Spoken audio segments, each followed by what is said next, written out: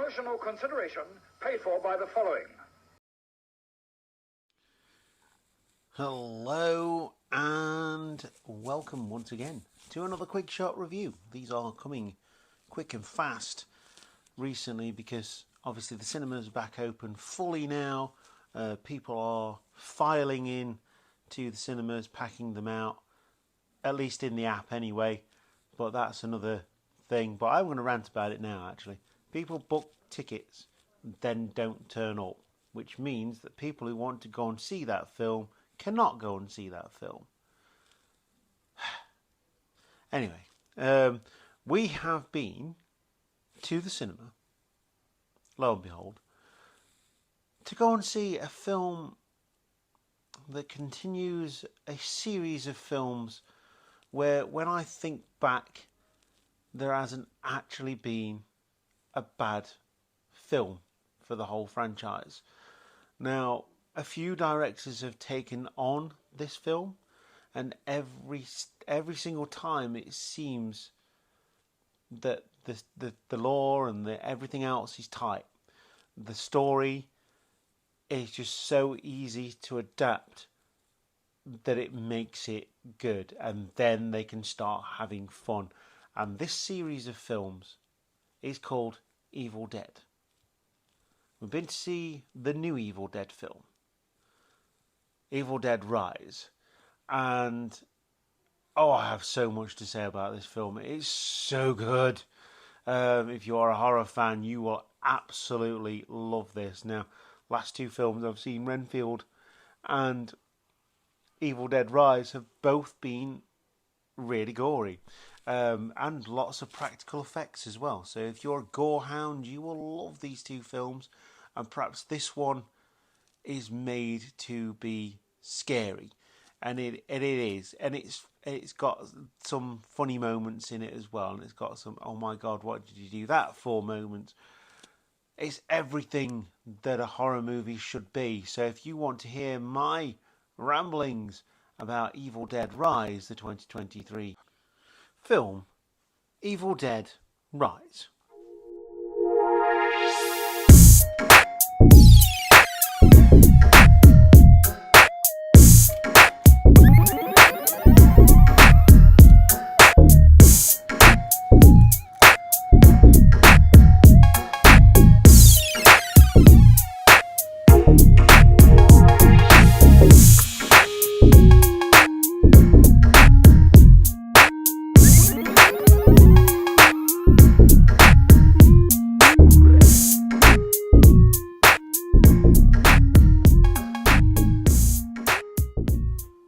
So, Evil Dead Rise, as I mentioned earlier, is a 2023 film. It does have a new director at the helm of this one, called Lee Cronin, and it is, without doubt, one of the best films I have seen in a very, very long time. The story is tight. The story is one that just flows all the way through. It's just over hour and a half, 90-minute runtime, and it brings everything. It's a love letter to the original Evil Dead film, in that it does bring back quite a few things. It does go boldly enough to change the setting of Evil Dead. Now, Evil Dead films, the cabin in the woods and the evil fog go together like bread and jam. It's just one of those things. It's like Friday the 13th. Friday the 13th and the woods at a summer camp go together.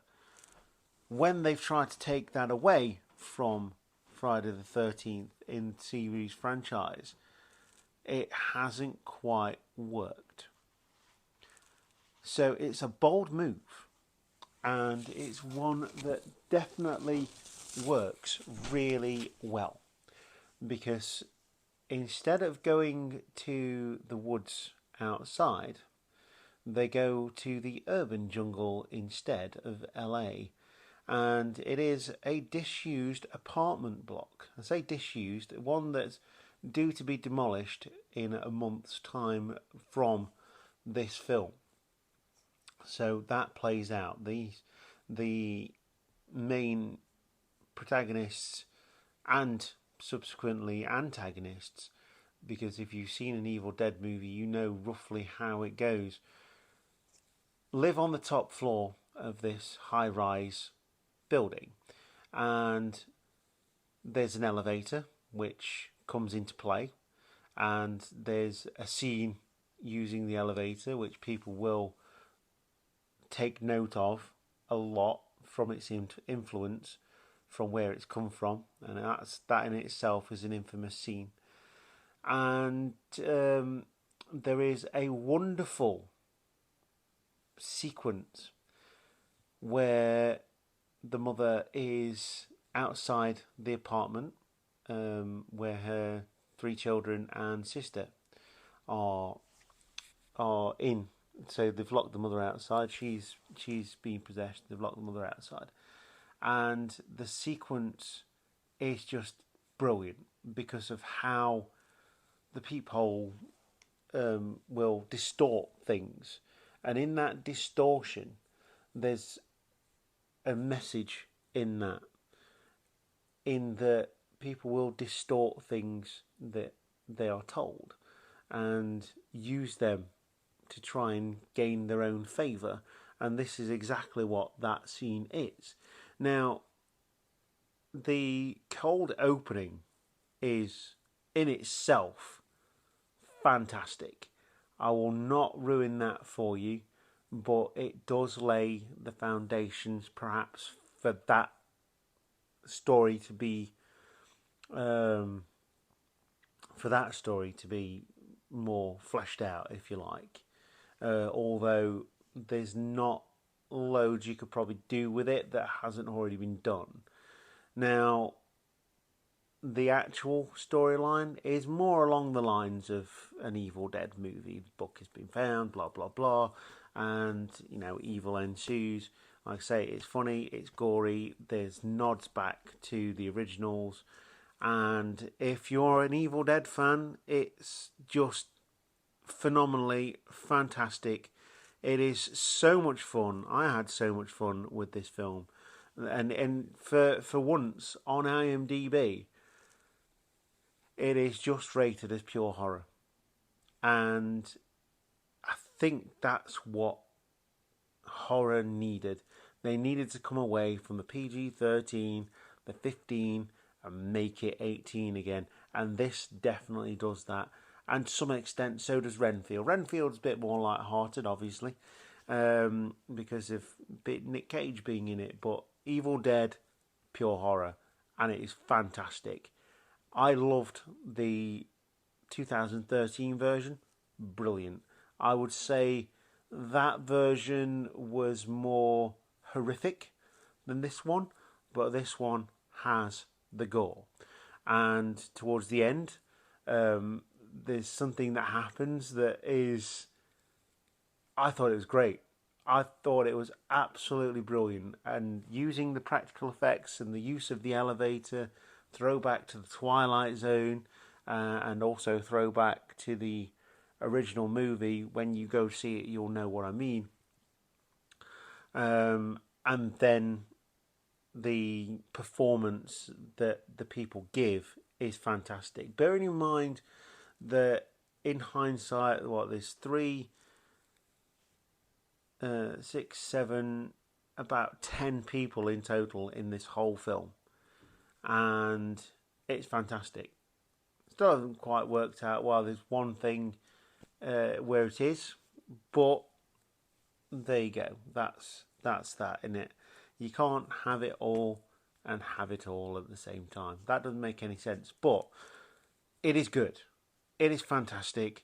And in all of that rambling, I haven't actually told you anything else about the film, which obviously I do enjoy doing. So it's Evil Dead Rise, released in 2023. It's an 97-minute runtime, which is decent for a modern film, and I think that is where horror was going wrong. They tried to make it too long. Horror doesn't need to be a long film. It doesn't need to be an epic. You can get away with it, things like Silence of the Lambs, but that's more psychological anyway, so you need time to build that story up. Something like this just needs to be pure. It just needs to go in, go hard, and then go home. That's exactly what Evil Dead is, and it's brilliant. So it's a twisted tale of two estranged sisters. So in this Evil Dead version, it's not just friends, boyfriends, girlfriends in a cabin in the woods.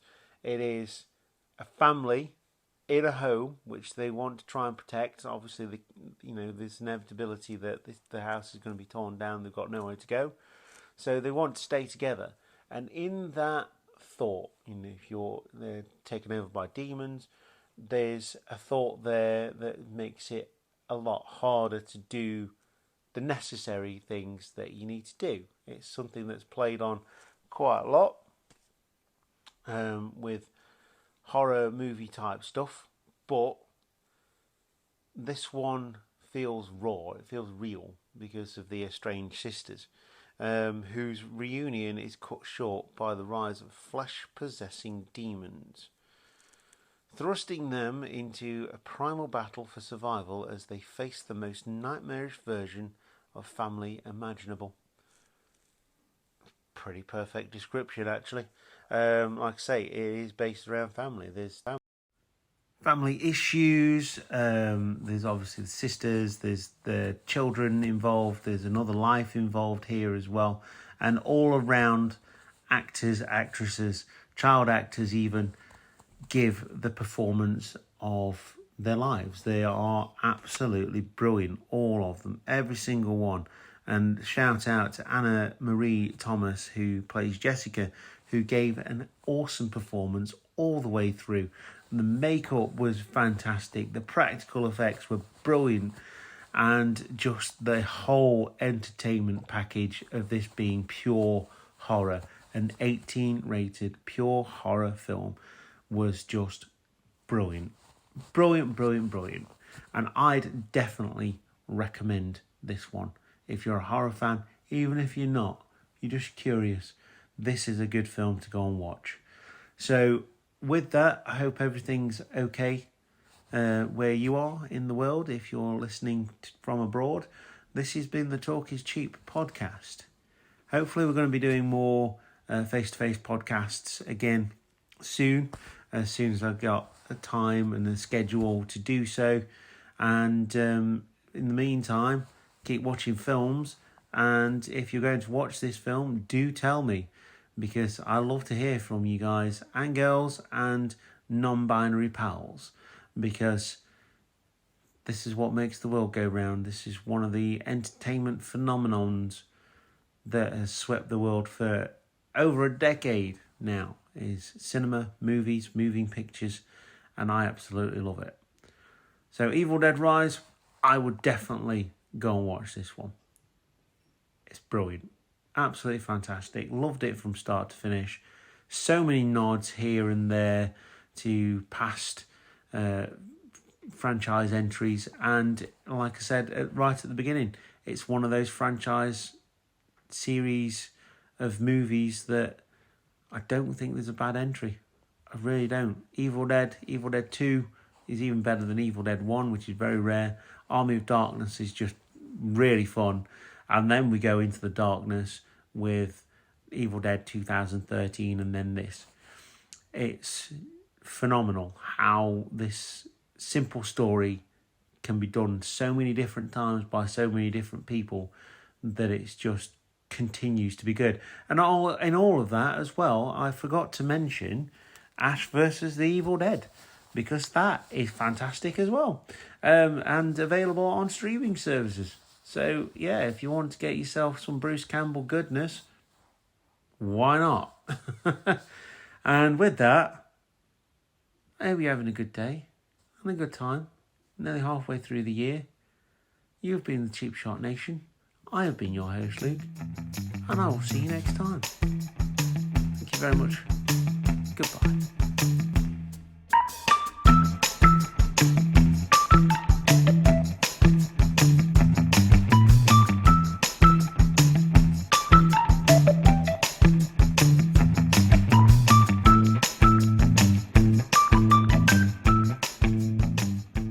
Bye.